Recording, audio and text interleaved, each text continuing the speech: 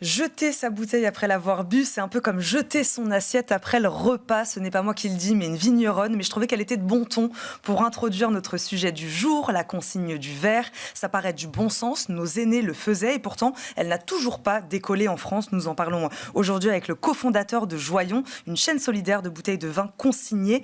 Marc Etcheberry-Garay est avec nous. Bonjour. Bonjour Eva. Merci beaucoup Marc d'être avec nous. Aujourd'hui, c'est quoi l'origine, la genèse du projet Joyon ?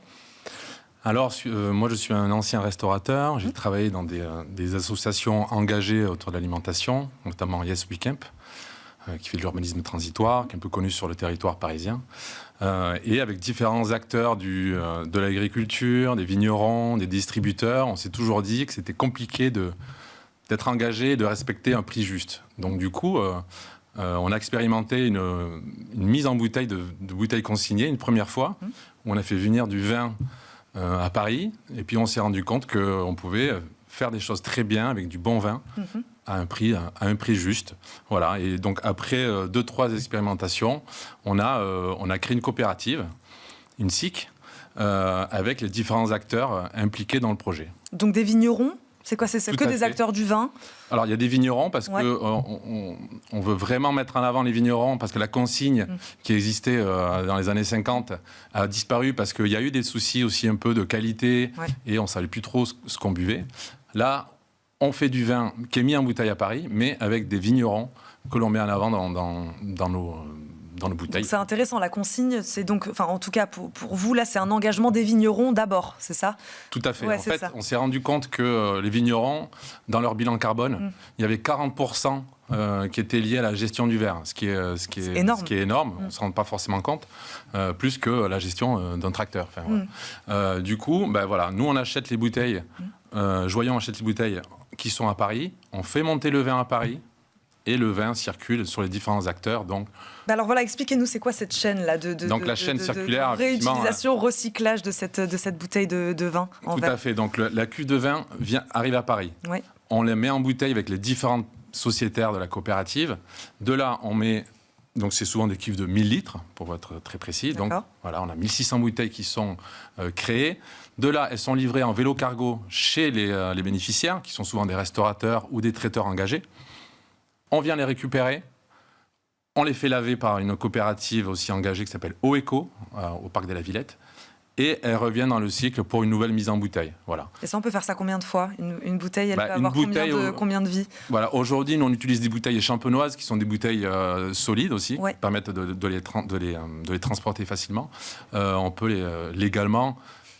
C'est 50 lavages, on peut même imaginer que ça peut aller beaucoup plus. Ça pourrait pas marcher sur toutes les bouteilles, c'est ce que vous dites ? Oui, en fait, l'inconvénient qu'on a, c'est que nous, on déplace ces bouteilles-là, c'est des casiers, des casiers avec les bouteilles, donc qui sont transportés en vélo, donc il y a du contact et elles peuvent être plus fragiles. Mais aujourd'hui, on a quasiment 90% de retour de nos bouteilles, donc on a très peu de pertes, ce qui est assez... remarquable. Vous parliez de vélo cargo. Est-ce que toutes vos bouteilles sont aujourd'hui livrées de cette manière-là ? Alors oui, à chaque restaurateur qui nous font une commande de 60 bouteilles, qui correspond à ce qui remplit un vélo cargo. D'accord. On est livré à vélo. Si on a des plus petites commandes, des fois on peut faire des panachages avec d'autres distributeurs de boissons pour pouvoir alimenter les différents restaurants. C'est important pour vous d'être cohérent aussi sur cette question. On sait que le transport c'est assez polluant. C'est important pour vous aussi d'être cohérent sur cette question. Voilà, effectivement, on essaie d'être cohérent sur toute la chaîne de circulaire, que ce soit la création de la bouteille, la livraison à vélo, la récupération, le lavage et le choix aussi des vignerons qui sont tous certifiés en agriculture biologique. Est-ce que vous vous sentez, je ne sais pas si je vais le dire comme ça, un peu seul aujourd'hui dans le paysage de la consigne en France ? Je le disais en préambule de cette émission. On en a parlé à une époque, vous parliez des années 50 tout à l'heure. Je ne sais pas, aujourd'hui vous vous sentez un peu seul sur ce sujet-là ? Il y a de plus en plus d'acteurs qui commencent à se mobiliser, notamment en région. Après, il y a eu beaucoup aussi d'investissements de l'État sur le développement du plastique, ce qui fait que de revenir en arrière et de redévelopper toute la logistique, l'industrie autour de la consigne, c'est pas évident. Et même culturellement, les Français, même s'ils sont tous d'accord pour faire la consigne, n'ont pas encore le réflexe de ramener leur contenant. Voilà. C'est pour ça que nous, on s'adresse aujourd'hui aux restaurateurs, parce qu'on est sûr de récupérer la majorité de nos bouteilles. Parce que l'ancienne secrétaire d'État à l'écologie, elle avait confirmé la mise en place d'une consigne sur les emballages en verre pour produits alimentaires d'ici à 2 ans. Il y a plusieurs, vous dites, les gens commencent à s'y mettre. C'est vrai qu'il y a plusieurs distributeurs qui ont lancé des premières expérimentations aussi sur les consignes. Bon, en gros, selon vous, on est quand même en bonne voie, on va dans le bon sens? On est en bonne voie. Nous, on se rend compte que déjà, en tous les cas, les restaurants et les gens qui sont de plus en plus engagés ont envie de participer à l'amélioration du bilan carbone des vignerons et de moins jeter les bouteilles, de remplir les poubelles. Donc je pense qu'on est en bonne voie. Après, il faut que les Français se réengagent de nouveau pour ramener leurs contenants là où ils achètent leurs produits. Est-ce que vous êtes soutenu par les pouvoirs publics d'une manière ou d'une autre, via des subventions? Voilà, Joyon, je ne sais pas. Est-ce que tout à fait. On a eu la chance d'être accompagné par la mairie de Paris qui nous accompagne et qui est aussi engagée sur l'alimentation durable sur son territoire. Donc, qui nous soutient énormément, qui nous a permis d'investir notamment les premiers outils dont on avait besoin. C'était une tireuse à vin, c'est les premières bouteilles, les premiers casiers. Voilà, donc ils nous mettent le pied à l'étrier pour après continuer à se développer. Et c'est quoi justement, c'est continuer à se développer? Ça veut dire quoi? C'est quoi vos objectifs? Aujourd'hui, je ne sais plus si vous l'avez dit, vous travaillez avec combien de vignerons actuellement? Pour les vignerons, aujourd'hui, on est vraiment en démarrage. Oui, voilà. On a 4 vignerons qui nous suivent. Ouais.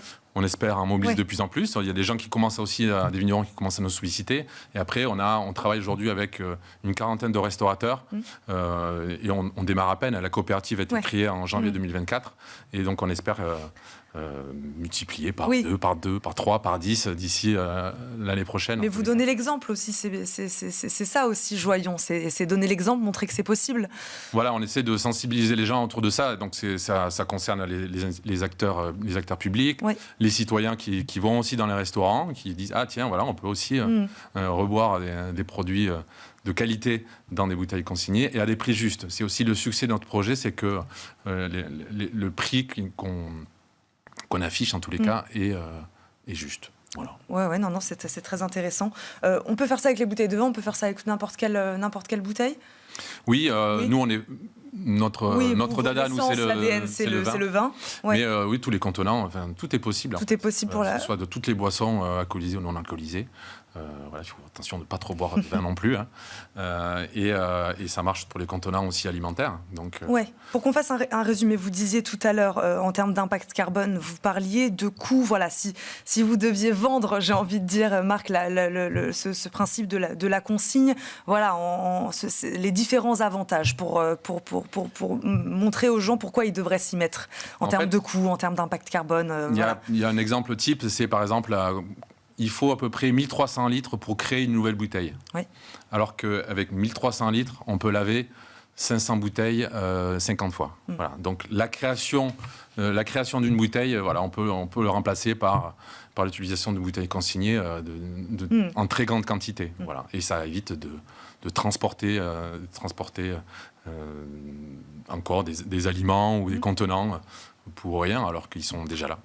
Merci beaucoup Marc Etcheberry-Garay d'être venu nous voir aujourd'hui dans Smart Impact. Je rappelle, vous êtes le cofondateur de Joyon. Merci beaucoup d'avoir été avec nous aujourd'hui. On passe tout de suite au débat RSE.